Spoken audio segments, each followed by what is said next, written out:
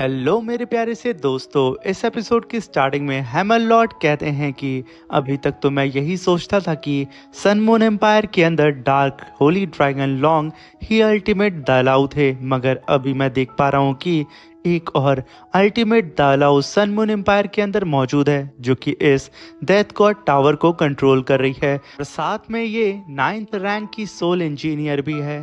तभी हम वहां पे यू हाउ को देखते हैं, जो कि इस डेथ गॉड को देख करके कहता है कि ये एक अल्टीमेट दालाव है, इसकी पावर बिल्कुल इक्वल है डेमी गॉड के, और ये बहुत कम वक्त में डिवाइन पोजीशन को भी हासिल करके गॉड बन जाएगी। शायद यही सबसे बड़ी वजह है कि सन मून एम्पायर मेकदाउ माउंटेन रेंज को लेकर के इतना ज्यादा कॉन्फिडेंट था कि मेकदाउ माउंटेन रेंज को उससे कोई नहीं छीन सकता है जब तक ये यहाँ पे मौजूद है।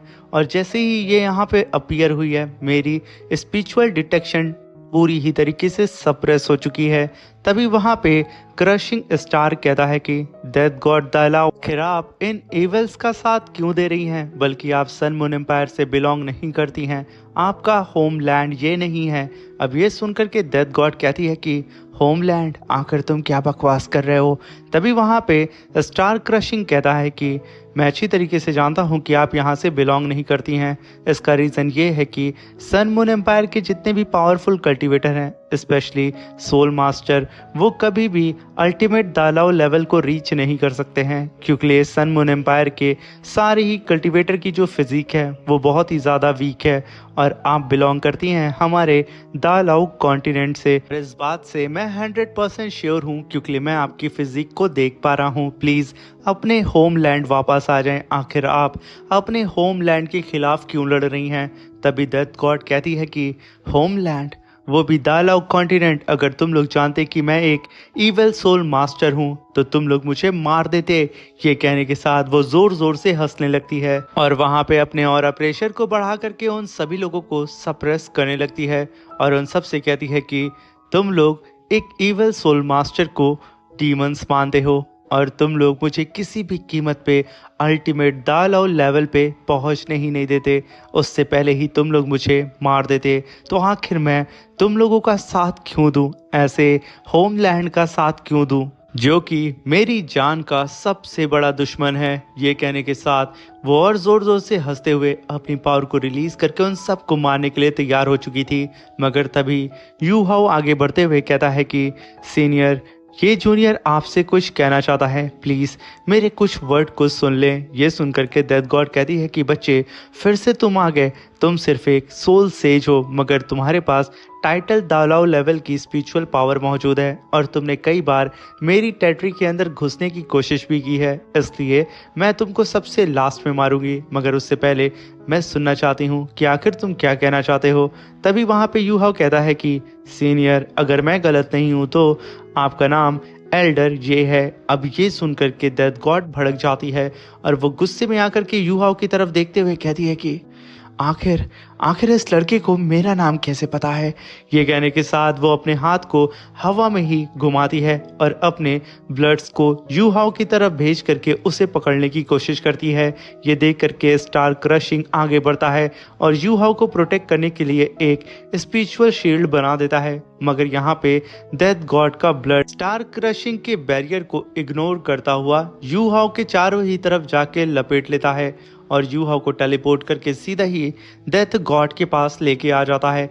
अब ये देख करके वहां पे स्टार क्रशिंग कहता है कि ये डेथ गॉड अल्टीमेट दालाओ मुझसे कई गुना ज्यादा पावरफुल है और इसकी अंडरस्टैंडिंग टाइम और स्पेस को लेकर के मुझसे लाख गुना ज्यादा बेहतर है। इसने तो मुझे हवा भी नहीं लगने दिया और यू हाउ को यहाँ से वो लेके जा चुकी है। वहीं पे हम देखते हैं कि यू हाउ को डेथ गॉड चारों ही तरफ से अपने ब्लड से जकड़ के उसके गले को दबा रही होती है और यू हाउ को तड़पाते हुए उससे कहती है कि इस पूरे वर्ल्ड में मेरा सरनेम ये है। ये बात सिर्फ बहुत कम ही लोग जानते हैं, आखिर तुम्हें कैसे पता?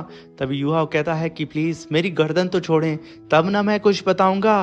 तभी वहां पे डेथ गॉड यू हाउ की तरफ देखती है और अपने ब्लडी हैंड को धीरे धीरे करके यू हाउ से दूर करती है और उससे कहती है कि चलो अब बोलो। तभी यू हाउ कहता है कि आपका पूरा नाम ये जी शू है, अब ये सुनकर के डेथ गॉड कहती है कि आखिर तुम हो कौन।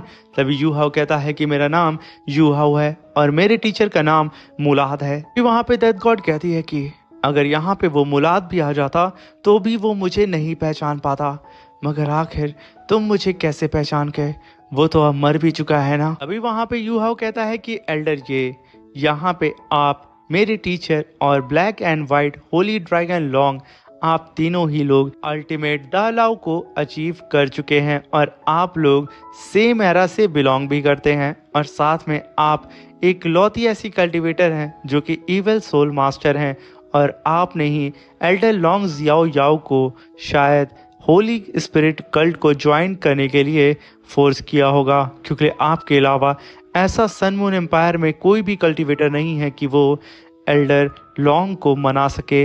ये सुनकर के डेथ गॉड कहती है कि बच्चे तुम बहुत ही ज्यादा चालाक हो और तुम्हें पता है और बहुत रेयर होता है कि चालाक लोग ज्यादा लंबी जिंदगी जी पाते हैं, मगर तुम यहाँ पे मेरे दोस्त मुलाद के डिसाइबल हो।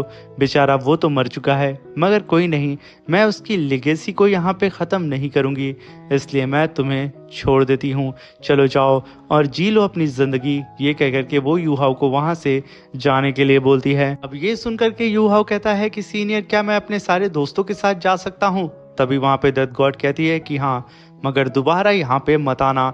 मगर तभी वहाँ पे यू हाउ अपने मन में कहता है कि मैं इस डेथ गॉड टावर के बेहद करीब आ चुका हूँ, मगर अभी भी मैं इसके स्ट्रक्चर को सेंस नहीं कर पा रहा हूँ कि आखिर ये कैसे बना है।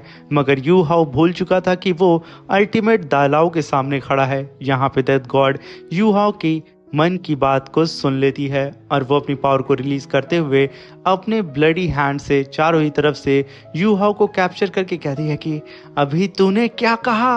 अब यहाँ पे यू हाउ तड़पने लगता है और वहीं पे वूटोंग को नहीं पता होता है कि आखिर यहाँ क्या चल रहा है। वूटोंग चिल्लाते हुए कहती है कि सीनियर अभी तो आपने कहा है कि आप हम लोगों को नहीं मारेंगी, तो आखिर अब क्यों आप हमें मार रही हैं। तभी वहाँ पे डेथ गॉड कहती है कि मैंने अपना इरादा बदल दिया, तुम्हें कोई दिक्कत है। और वैसे भी वो बुढ़ा डेथ फूल मुलाद मर चुका है और मैं उसके डिसेबल को भी उसके पास भेज दे रही हूँ।